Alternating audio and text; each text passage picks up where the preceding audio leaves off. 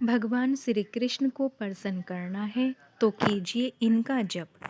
दोस्तों, चैनल को सब्सक्राइब करना न भूलिएगा। हिंदू पौराणिक शास्त्रों के अनुसार राधा का नाम जपने से श्री कृष्ण यानी बिहारी जल्द ही प्रसन्न हो जाते हैं।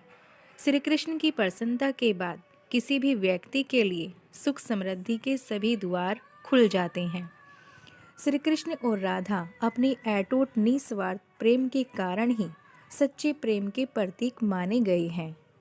इस संबंध में एक बहुत ही रोचक प्रसंग है। देवऋषि नारद राधा की महिमा और ख्याति देखकर उनसे ईर्ष्या करने लगे।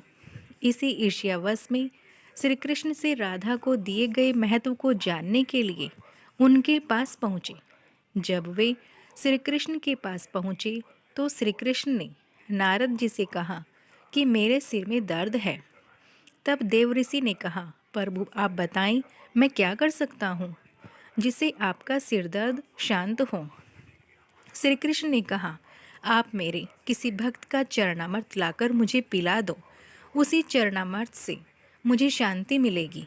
नारद जी सोच में पड़ गए कि भगवान का भक्त तो मैं भी हूँ, परंतु मेरे चरणों का जल श्री कृष्ण को मैं कैसे पिला सकता हूँ। ऐसा करना तो घोर पाप है और इससे निश्चित ही मुझे नरक जाना पड़ेगा।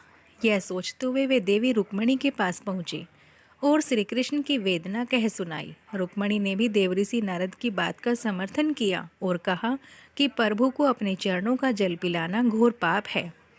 तब नारद जी ने सोचा, राधा भी श्री कृष्ण की भक्त है, उसी से प्रभु का कष्ट दूर करने की बात करनी चाहिए। वे राधा के पास पहुंच गए और श्री कृष्ण के दर्द और उसके निवारण के लिए उनके भक्त के चरणामृत की बात कही।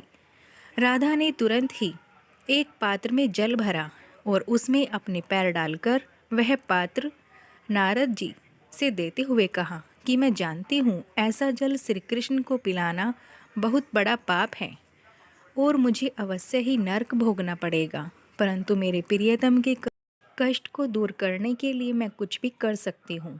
नरक भी भोगना पड़ेगा तब भी मुझे खुशी ही प्राप्त होगी।